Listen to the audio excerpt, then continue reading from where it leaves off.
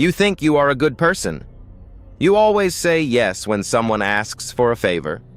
You bend over backwards to help people who never even say thank you. You swallow your own anger just to keep the peace in the room.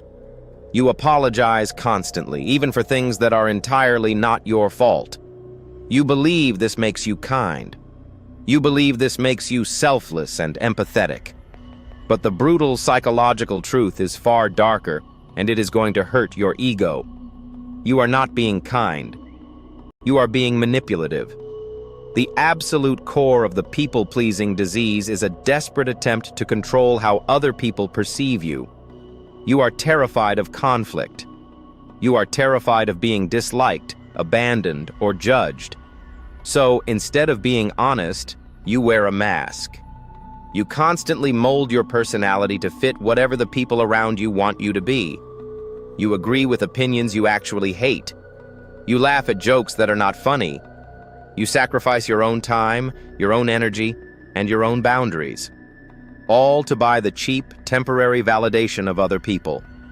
This is not selflessness. This is a survival mechanism born from deep psychological trauma. Somewhere in your childhood, you learned a very toxic lesson. You learned that your true self was not enough to earn love or safety. You learned that love is conditional. You learned that in order to be accepted, you had to be useful, quiet, and perfectly compliant. So, you became an emotional chameleon. But there is a massive, devastating cost to living this way. When you spend your entire life trying to be everything to everyone, you slowly become absolutely nothing to yourself. You lose complete touch with your own identity. If someone were to ask you what you truly want out of life, you probably would not even know the answer. Because your entire existence is built around anticipating the needs of others. And what is your reward for all this sacrifice? Do people respect you? Do they appreciate the endless favors you do for them? Absolutely not. The tragedy of the people-pleaser is that human psychology naturally disrespects weakness. When you have no boundaries, when you never say no, people do not see you as a saint. They see you as a limitless resource. They see you as a doormat.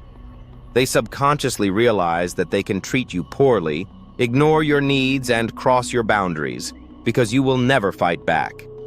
You will just smile, apologize, and try harder to please them. This dynamic creates a dark, simmering poison inside of you. Resentment. People pleasers are some of the most resentful, quietly angry people on the planet. You walk around with a forced smile, but inside, you are furious. You are furious that you do all this work and nobody notices. You are furious that when you finally need help, the room is completely empty. But you have absolutely no right to be angry at them. They are treating you exactly the way you trained them to treat you. You taught them that your time is worthless. You taught them that your feelings do not matter. To break free from this agonizing prison, you must do something that goes against every single biological instinct in your body. You must learn to tolerate the discomfort of disappointing people. You must accept that you cannot be the hero in everyone's story. Sometimes, to protect your peace, your time, and your sanity, you have to be willing to be the villain. You have to look someone directly in the eye and say the most terrifying two-letter word in the human language. No, no, I cannot help you with that project.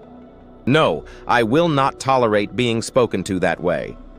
No, I am not available this weekend. When you first start setting boundaries, your nervous system is going to completely panic. Your amygdala will scream at you that you are making a massive mistake. You will feel an overwhelming, suffocating wave of guilt. Let the guilt wash over you. Do not try to fix it. Do not rush to send a follow-up text apologizing for saying no. Sit in the uncomfortable silence and let the other person be disappointed. Their disappointment is not your responsibility. Their emotional reaction to your boundary is their problem, not yours. You are not responsible for managing the emotions of other adults. When you finally stop obsessing over what everyone else thinks of you, a miraculous thing happens. The fake, superficial relationships in your life will immediately fall apart. The people who were only using you for your compliance will disappear. Let them go. They are making room for people who will actually respect you. Because the ultimate irony of human psychology is this: people do not respect those who agree with everything they say. People respect those who possess the iron spine to stand up for their own truth. Confidence is not walking into a room and hoping everyone likes you. Confidence is walking into a room and realizing that you will be perfectly fine even if they don't. It is time to take off the mask. Stop negotiating your worth.